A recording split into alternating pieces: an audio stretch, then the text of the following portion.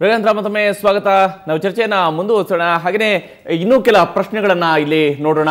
ಯಾವ ರೀತಿಯಾಗಿ ಸರ್ಕಾರದ ಈ ಒಂದು ನಡೆ ಏನಿದೆ ಈ ವಿಚಾರಕ್ಕೆ ಸಂಬಂಧಪಟ್ಟಂತೆ ಡಿ ರೂಪಾ ವರ್ಗಾವಣೆ ಮಾಡಿದ ಹುಳುಕು ಮುಚ್ಚಿ ಹಾಕುವಂತ ಕಾರಣಕ್ಕಾಗಿ ಸರ್ಕಾರ ಸತ್ಯನಾರಾಯಣ ರಾವ್ ಅವ್ರನ್ನ ವರ್ಗ ಮಾಡಿದೆಯೇ ಅನ್ನುವಂಥದ್ದು ಕೂಡ ಇದ್ರ ಜೊತೆಗೇನೆ ಇರುವಂತಹದ್ದು. ಸತ್ಯನಾರಾಯಣ ರಾವ್ ಅವ್ರನ್ನ ಇದರಲ್ಲಿ ಇದೇ ಸಂದರ್ಭದಲ್ಲಿ ವರ್ಗಾವಣೆ ಮಾಡಲಾಗಿದೆ. ಯಾವ ಕಾರಣಕ್ಕಾಗಿ?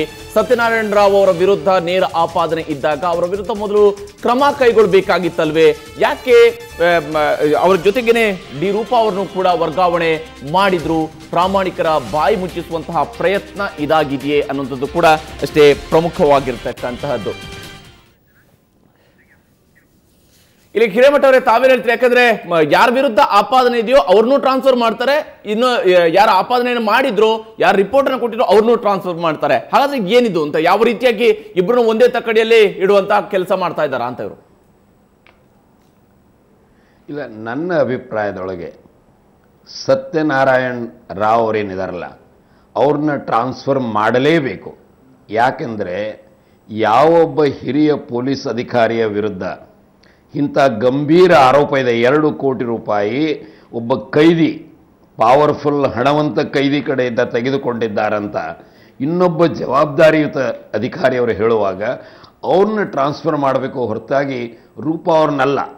ಯಾಕೆಂದರೆ ಈ ಭ್ರಷ್ಟರನ್ನು ಹಿಡಿದು ಅದನ್ನು ಕಡಿಮೆ ಮಾಡಬೇಕು ಅನ್ನೋದು ನಮ್ಮೆಲ್ಲರ ಆಸೆ ಅಷ್ಟೇ ಅಲ್ಲ. ಇದೀಗ ಏನು ನಮ್ಮ ಹಿರಿಯ ಪೊಲೀಸ್ ಅಧಿಕಾರಿಗಳ ಮಾತಾಡಿದರು, ಅವರೂ ಕೂಡ ಇದನ್ನು ಹೇಳೋದು ಬಹಳ ಅವಶ್ಯಕ. ಯಾಕೆಂದರೆ ನಮ್ಮೆಲ್ಲರಿಗೂ ಗೊತ್ತಿದೆ ವಸ್ತುಸ್ಥಿತಿ. ಇದೇನು revenue department, police department, PWD ಇವೆಲ್ಲ ಭ್ರಷ್ಟಾಚಾರದ ಆಗರಗಳಾಗಿವೆ.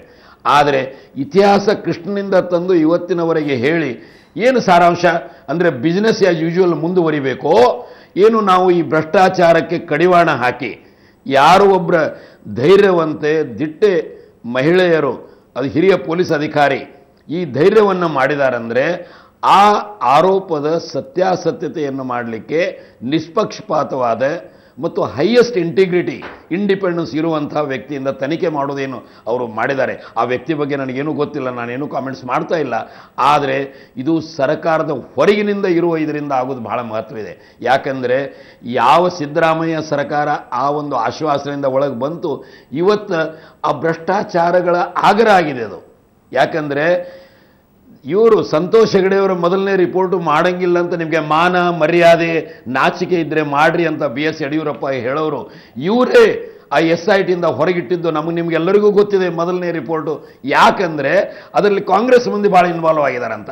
ನನಗನ್ಸೋ ಮಟ್ಟಿಗೆ ಈ ಗಂಭೀರ ಕಳಂಕ ಈ ಸರ್ಕಾರದ ವಿರುದ್ಧ ಏನಿದೆ, ಇವರಿಗೇನಾದರೂ ಜವಾಬ್ದಾರಿತನ ಇದ್ದರೆ ರೂಪಾ ಅವ್ರನ್ನ ಅಲ್ಲಿಟ್ಟು ಯಾವ ಸಾಕ್ಷ್ಯಾಧಾರಗಳು ದಾಖಲೆಗಳು ಈ ಭ್ರಷ್ಟಾಚಾರವನ್ನು ಒಂದು ಹಂತಕ್ಕೆ ಒಯ್ದು ತನಿಖೆ ಮಾಡಲಿಕ್ಕೆ ಅನುಕೂಲವಾಗುವಂತೆ ಅವ್ರನ್ನ ಪ್ರೆಸೆಂಟಿಂಗ್ ಆಫೀಸರ್ ಅಂತಾರೆ, ತನಿಖಾ ಅಧಿಕಾರಿ ಎನ್ಕ್ವೈರಿ ಆಫೀಸರ್ಗೆ ಪ್ರೆಸೆಂಟಿಂಗ್ ಆಫೀಸರ್ ಮಾಡಬೇಕಾಗಿತ್ತು ಹೊರತಾಗಿ ಅದು ಅವರ ಜವಾಬ್ದಾರಿಯನ್ನು ತೋರಿಸಿತ್ತು ಹೊರತಾಗಿ ಈಗ ಏನು ನಾಟಕಬಾಜಿ ಹಿಂದಿನ ಸಲ ಅವ್ರನ್ನ ಮಾಡ್ತಾ ಇದ್ದಾರೆ, ಮೊದಲು ರೂಪಾ ಅವ್ರನ್ನ ಟ್ರಾನ್ಸ್ಫರ್ ಮಾಡಿ, ಇದು ಬಹಳ ಆಘಾತಕಾರಿ. ಮತ್ತು ಈ ಸರ್ಕಾರ ಭ್ರಷ್ಟಾಚಾರದ ವಿರುದ್ಧ ಇದೆಯೋ ಏನು ಭ್ರಷ್ಟರನ್ನು ಸಂರಕ್ಷಣೆ ಮಾಡುವ ಪ್ರಯತ್ನದಲ್ಲಿದೆಯೋ ಅನ್ನೋದ್ರ ಬಗ್ಗೆ ಗಂಭೀರ ಸಂಶಯಗಳು ಸಾರ್ವಜನಿಕರಲ್ಲಿ ಬರೋದು ಸಹಜವಾದದ್ದು ಅಂತ ನನಗನ್ನಿಸ್ತಾ ಇದೆ. ಮತ್ತು ಇದೇನಿದೆಯಲ್ಲ, ಹಿಂದೆ ಗಾಲಿ ಜನಾರ್ದನ್ ರೆಡ್ಡಿ ಇನ್ನೂ ಹಲವಾರು ಕೈದಿಗಳು ಯಾವ ರೀತಿ ಜೈಲಿನಲ್ಲಿ ಪಡೆಯಬಾರದ ಸೌಲಭ್ಯಗಳನ್ನು ಪಡಿತಾ ಇದ್ರು, ಒಬ್ಬ ಕೈದಿ ಆಗಿರುವ ಬದಲಾಗಿ ಈ ಹಣವಂತರಿಂದ ಇದೇನು ಕೈ ಒಡ್ಡಿ ಚಾಚಿ ಏನೋ ಭ್ರಷ್ಟಾಚಾರ, ನಮ್ಮ ಕಡೆಗೆ ಸಗಣಿ ಅಂತಾರೆ, ಅದಕ್ಕೆ ಒಂದು ಕಠಿಣ ಶಬ್ದ ಇದೆ, ಬಟ್ ಅದು ಕರೆಕ್ಟ್ ಶಬ್ದ ಇದೆ. ಈ ರೀತಿ ಮಾಡುವ ಅಧಿಕಾರಿಗಳನ್ನ ಗುರುತಿಸಿ ಅವರಿಗೆ ಶಿಕ್ಷೆ ಮಾಡಿ ಒಂದು ಸರಿಯಾದ ಸಂದೇಶವನ್ನು ನಮ್ಮ ಸಿವಿಲ್ ಸೊಸೈಟಿಗೆ ಮತ್ತು ನಮ್ಮ ರಾಜ್ಯಕ್ಕೆ ಕಳಿಸುವಂಥ ಆದ್ಯ ಕರ್ತವ್ಯ ಇವ್ರದ್ದಿತ್ತು. ಈ ಅವಕಾಶವನ್ನು ಕಳೆದುಕೊಂಡು ಇವರು ತುಂಬ ತಪ್ಪು ಹಾದಿಯಲ್ಲಿ ಹೋಗ್ತಾರೆ ಅನ್ನೋದು ಈ ಕ್ರಮಗಳಿಂದ ಸ್ಪಷ್ಟವಾಗಿದೆ. ನನ್ನ ಅಭಿಪ್ರಾಯದೊಳಗೆ ಜನ ಖಂಡಿಸಬೇಕಷ್ಟೇ ಅಲ್ಲ, ಪ್ರಬಲ ಏನೊಂದು ಪಬ್ಲಿಕ್ ಒಪಿನಿಯನ್ ಒತ್ತಡ ತಂದು ಈ ಒಂದು ಆರೋಪ ಏನಿದೆ, ಗಂಭೀರ ಆರೋಪ, ಇದನ್ನು ಒಂದು ತಾತ್ವಿಕ ಹಂತಕನ ಕಡೆಗೆ ಒಯ್ಯುವ ಹಾಗೆ ಸರ್ಕಾರ ಮಾಡುವಂಥ ಒಂದು ಏನಂತಾರೆ ಸಾತ್ವಿಕ ಶಕ್ತಿಯ ಪಬ್ಲಿಕ್ ಒಪಿನಿಯನ್ನದ ಒಂದು ಪ್ರೆಷರ್ ಸರ್ಕಾರದ ಮೇಲೆ ಇಡಬೇಕು ನಾವೆಲ್ಲರೂ.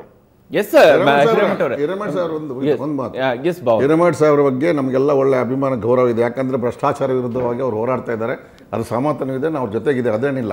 ಆದರೆ ಈ ಪರ್ಟಿಕ್ಯುಲರ್ ಪ್ರಕರಣದಲ್ಲಿ ಇವರು ಈ ರೂಪಾ ಅವರು ಇವರಿಗೆ DG ಅವರು ಒಂದು ಎಕ್ಸ್ಪ್ಲನೇಷನ್, ನೀನು ಒಂದು ಇದಕ್ಕೆ ಬಂದಿಲ್ಲ, CM ಮೀಟಿಂಗ್ ಬಂದಿಲ್ಲ, ಇನ್ನೊಂದು ಮತ್ತೊಂದು ಎಕ್ಸ್ಪ್ಲನೇಷನ್ ಕೇಳಿದಾಗ ಅದಕ್ಕೆ ಉತ್ತರವಾಗಿ ಒಂದು ವರದಿಯನ್ನು ಕೊಟ್ಟರು. ಅದರಲ್ಲಿ 2 ಕೋಟಿ ನೀವು ತೊಗೊಂಡಿದ್ರೆ ದುಡ್ಡು ಹಂಗೆ ಎಲಿಗೇಷನ್ ತುಂಬ ಇತ್ತು, ಅದರಲ್ಲಿ ಏನೋ ಇರ್ಬೋದು, ನಾನು ಪೂರ ನೋಡಿಲ್ಲ. ಅದನ್ನು ನೋಡಿ ಸರ್ಕಾರ ಏನು ಇಮಿಡಿಯೇಟ್ಲಿ ರೂಪವನ್ನು ಟ್ರಾನ್ಸ್ಫರ್ ಮಾಡಿಲ್ಲ, ಅದನ್ನು ಇಮಿಡಿಯೇಟ್ಲಿ ಎನ್ಕ್ವೈರಿ ಕೊಟ್ಟರು. ಒಂದು ಕೇಳಿ ಎನ್ಕ್ವೈರಿ ಕೊಟ್ಟರು, IAS ಆಫೀಸರ್ ಇದನ್ನು ಎನ್ಕ್ವೈರಿ ಮಾಡಬೇಕು, ಕೂಡಲೇ ಎನ್ಕ್ವೈರಿ ವರದಿ ಕೊಡಬೇಕು ಅಂತ ಕೊಟ್ಟರು. ಆದರೆ ನಂತರ ಬೆಳವಣಿಗೆ ಎಲ್ಲಿ ತನಕ ಮುಡ್ತು ಅಂತಂದರೆ ಜೈಲಿನಲ್ಲಿ ಅನ್ರೆಸ್ಟ್ ಶುರುವಾಯಿತು. ಜೈಲಿನಲ್ಲಿ ಅನ್ರೆಸ್ಟ್ ಬಡದಾಡಕ್ಕೆ ಶುರು ಮಾಡಿದ್ರು. ಸೂಪರಿಂಟೆಂಡೆಂಟ್ ಪರವಾಗಿ ಒಬ್ಬರು, ವಿರುದ್ಧವಾಗಿ ಒಬ್ಬರು, ಮೇಡಮ್ ಪರವಾಗಿ ಒಬ್ಬರು. ಯಾರು ಯಾವ ಕಾರಣಕ್ಕಾಗಿ ಹಾಗಾದ್ರೆ? ಅದೇ ಕೇಳಿ, ಇದು ಆದ್ರೆ ಅದನ್ನ ಆಗಲೇ ಹೇಳಿದೆ, ಇವರು 2 ತಿಂಗಳು ಕೆಲಸ ಮಾಡಿದರೆ ಇದನ್ನೆಲ್ಲ ಪಕ್ಕ ಫೋಟೋ ತೆಗೆದೋ ಮತ್ತೊಂದು ತೆಗೆದೋ ವರದಿ ಕಳಿಸಿ ಪಕ್ಕ ಕಾಂಕ್ರೀಟ್ ಕೇಸ್ ಮಾಡಿ ಆ DG ಮೇಲೆ ಹಾಕ್ಬೋದಿತ್ತು. ನಾನಾದ್ರೆ ಅದನ್ನ ಮಾಡ್ತಿದ್ದೆ, ನಾನು ಮಾಡ್ಬೇಕಂತಿದ್ರೆ. ನಮ್ದು ಡ್ಯೂಟಿನೂ ಕೂಡ ನಾವು ಮಾಡಬೇಕಲ್ವಾ, ಅಲ್ಲಿ ಹೋಗಿ 2 ತಿಂಗಳು ಏನು ಮಾಡಿದ್ನಂತ ಈ ವರದಿಯಲ್ಲಿ ಇಲ್ವಲ್ಲ, ಅದಿರಲಿ. ಅದಕ್ಕೆ ಒಂದು ಸರ್ಕಾರದವರು, ಒಂದು ಅಡ್ಮಿನಿಸ್ಟ್ರೇಟ್ ಮಾಡೋರು ಇದಕ್ಕೆ ಬೇಡ ಅಂತ ಹೇಳ್ಕೊಂಡು ಎನ್ಕ್ವೈರಿ ಆದ ನಂತರ ಇನ್ನು ಮುಂದಿನ ಗಲಾಟೆಗಳು ಬೇಡ ಅಂತ ಹೇಳ್ಕೊಂಡು ಇಬ್ಬರನ್ನು ಟ್ರಾನ್ಸ್ಫರ್ ಮಾಡಿದ್ದಾರೆ. ಅದು 15 ದಿವಸ ಇರುವುದು DGಗೆ ರಿಟೈರ್ಡ್ ಆಗಲಿಕ್ಕೆ, ಅವರನ್ನು ಕೂಡ ಅಲ್ಲಿಂದ ರಜೆ ಮೇಲೆ ಹೋಗೋದು ಕಳಿಸಿಕೊಟ್ಟಿದ್ದಾರೆ. ಅದು ಸರಿಯಾದ ಕ್ರಮ ಅಂತೇಳಿ ನನ್ನ ಭಾವನೆ. ಇಂಟ್ರೆಸ್ಟ್ ಆಫ್ ಅಡ್ಮಿನಿಸ್ಟ್ರೇಷನ್ ಅಲ್ಲ, ಈಗ ಇವರು ವಿಸಲ್ ಬ್ಲೋವರ್ ಆಗಿ ಕೆಲಸ ಮಾಡಿದಾಗ, ರೂಪಾ ಅವರು ವಿಸಲ್ ಬ್ಲೋವರ್ ಆಗಿ ಮಾಡಿದಾಗ ಅವ್ರಿಗೆ ವಿಸಲ್ ಬ್ಲೋವರ್ಗೆ ಏನೇನು ಪ್ರೊಟೆಕ್ಷನ್ ಕೊಡಬೇಕೋ ಆ ಪ್ರೊಟೆಕ್ಷನ್ ಎಲ್ಲ ಕೊಡಬೇಕಾಗಿತ್ತು.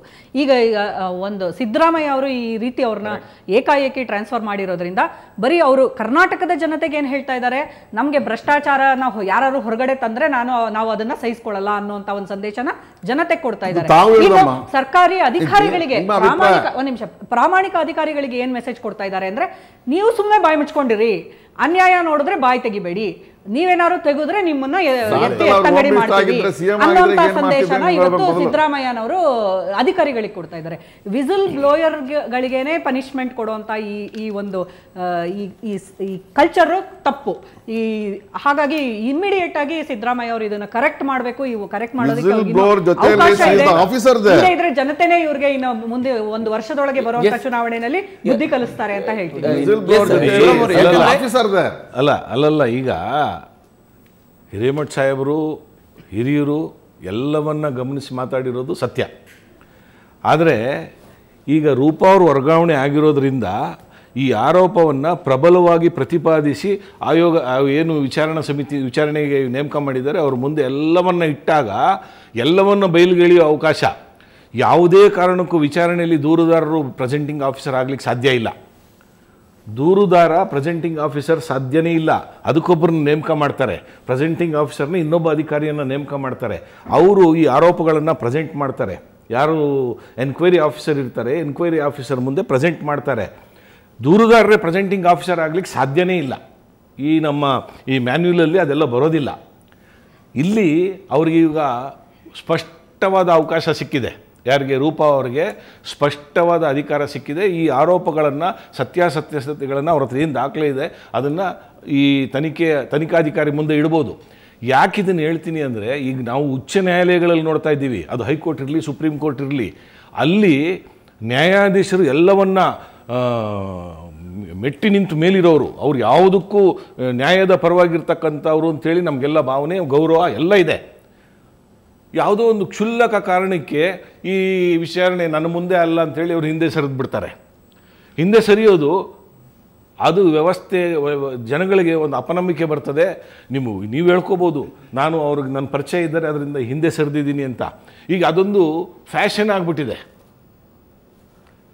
ಹಿಂದೆ ಸರಿಯುವಂಥದ್ದು ಇದೆಯಲ್ಲ, ಅದು ಯಾಕೆ ತಗೊಳ್ತಾರೆ ಅಂದರೆ, ಅವರೇ ಅಲ್ಲಿರಬೇಕಾದ್ರೆ, ಈಗ ಅವರೇ ನ್ಯಾಯಾಧೀಶರು ಯಾಕೆ ಹಿಂದೆ ಸರಿತಾರೆ, ಒಂದು ವಿಚಾರಣೆ ನನ್ನ ಮುಂದೆ ಅಲ್ಲ ಇದು ಅಂತ ಯಾಕೆ ಹೇಳ್ತಾರೆ ಅಂದರೆ, ಅವ್ರಿಗೆ ಪರಿಚಯ ಇರೋರು ಇರ್ತಾರೆ, ಅವರ ವ್ಯಾಪ್ತಿಲಿ ಅವರು ವಕೀಲಿ ವೃತ್ತಿ ಮಾಡಬೇಕಾದ್ರೆ ಅವರಿಗೆ ಪರಿಚಯದವರು ಅಥವಾ ಅವರ ಕಕ್ಷಿದಾರರಾಗಿರ್ತಾರೆ, ಅದರಿಂದ ಹಿಂದೆ ಸರಿತಾರೆ. ಇಲ್ಲೂ ಅದೇ ಮಾನದಂಡ. ಏನು ಮಾನದಂಡ ಅಂದರೆ, ರೂಪಾ ಅವರು ಅಲ್ಲೇ ಇದ್ದರೆ ಅವರು ಪ್ರೆಸೆಂಟಿಂಗ್ ನೀವು ಹೇಳಿರುವಂಥದ್ದು ನಾವು ಒಪ್ಕೊಳ್ಬೇಕು ಅಂತೇಳಿ. ಆದರೆ ಈಗ ಅವ್ರನ್ನ ವರ್ಗಾವಣೆ ಮಾಡೋದ್ರ ಮೂಲಕವಾಗಿ ನಾಳೆ ದಿವಸ ಅಲ್ಲೇನಾದ್ರೂ ಕರೆಕ್ಟಿವ್ ಮೆಜರ್ಸ್ ಅನ್ನ ತೆಗೆದುಕೊಳ್ಳೋದಕ್ಕೆ ಕ್ರಮ ಕೈಗೊಳ್ಬೇಕಂದ್ರೆ ಅವರಲ್ಲಿ ಆಫೀಸರ್ ಆಗಿ ಇರಬೇಕಾಗಿತ್ತು. ಆದ್ರೆ ಅವರು ಇರೋದಿಲ್ಲ. ಅಲ್ಲಿ ಅವ್ರನ್ನ ಏಕೈಕ ವರ್ಗಾವಣೆ ಮಾಡಿ ಆಯ್ತು. ಯಾವ ಅಧಿಕಾರಿ ವರ್ಗಾವಣೆಯನ್ನ ಶಿಕ್ಷೆ ಅಂತ ಹೇಳಿ ಪರಿಗಣಿಸಿ ಕೆಲಸ ಮಾಡ್ತಾರೋ ಅದು ಒಳ್ಳೆ ಒಳ್ಳೆ ಒಳ್ಳೆ ಮನಸ್ಥಿತಿ ಅಲ್ಲ. Yes, ವರ್ಗಾವಣೆಯನ್ನು ಶಿಕ್ಷೆಯನ್ನು ಪರಿಗಣಿಸಬಾರದು ಅನ್ನುವಂಥದ್ದು ಆದ್ರೆ ವರ್ಗಾವಣೆ ಶಿಕ್ಷೆ ಯಾಕೆ ಆಗೋದಿಲ್ಲ? ವರ್ಗಾವಣೆಯನ್ನು ಮಾಡಿದ ನಂತರ ಆ ಅಧಿಕಾರಿ ಅಲ್ಲಿ ಇರೋದಕ್ಕೆ ಸಾಧ್ಯ ಆಗುತ್ತಾ? ಪ್ರತಿ 2 ತಿಂಗಳ ಅವಧಿಯಲ್ಲಿ ವರ್ಗಾವಣೆ ಮಾಡುವಂತದ್ದು ಆಗುತ್ತೆ ಅನ್ನುವಂಥದ್ದು ಚರ್ಚೆ ನಾವು ಮುಂದುವರಿಸೋಣ. ಬಾವರು ನಿಮ್ಮ ಜೊತೆ ಮಾತಾಡ್ತೀನಿ ಚಿಕ್ಕ ಬ್ರೇಕ್ ನಂತರ.